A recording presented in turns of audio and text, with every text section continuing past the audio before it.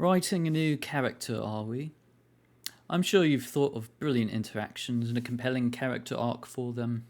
But how balanced are they? Too virtuous? Too villainous?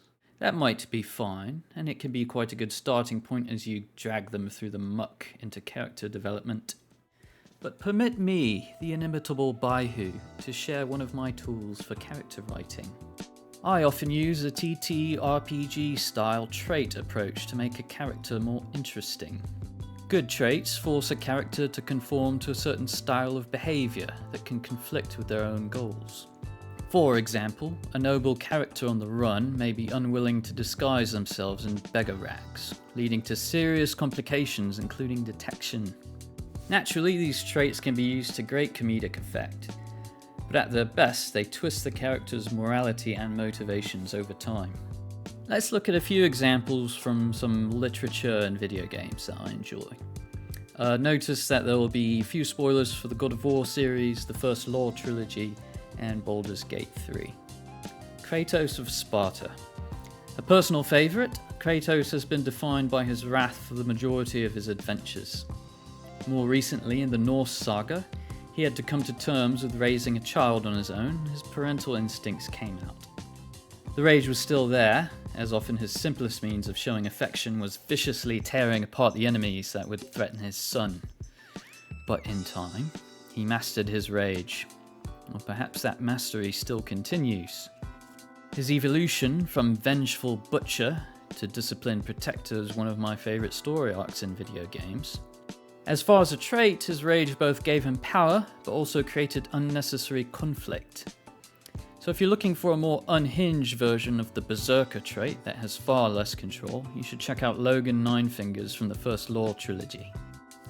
The Dark Urge from Baldur's Gate 3, which is one of the best CRPGs of all time. And you are absolutely missing out if you've not played as the Dark Urge Origin.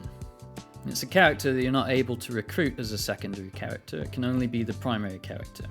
Given their namesake, the Dirge's trait is a strong compulsion to murder anything and everything around them.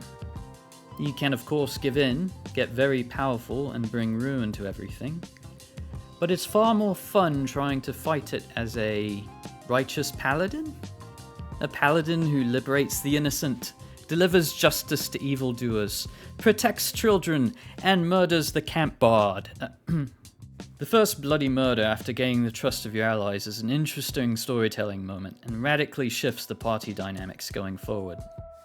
Sandan Glokta from the First Law trilogy. He is a petty man. He tortures and maims both for finding corruption in enemies within the Union, but also if he just really doesn't like you. In fact, I've completely lost count of the number of people he's killed, tortured, and sent to labour camps where they inevitably die. But snippets of humanity always came through. His disgust towards how captive Gurkish were treated, and the rare instances where he saves or spares people who he believes are genuinely untouched by the corruption of politics or have been faithful to him.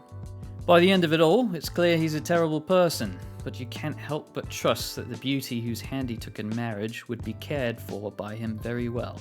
So, if you're writing an evil character who commits horrors, give them some scenes where they dote on something they love. Murderous villain who dotes on a cat they rescued, giving that cat its best life imaginable. The death of that villain may hit harder than readers expect. Wouldn't the cat be devastated, they might ask. So, add a trait that might conflict with the character's goals and roll with it in your story. If you enjoy this type of content, please like, share and subscribe. You're also very welcome to join my Discord. See the video description for the link.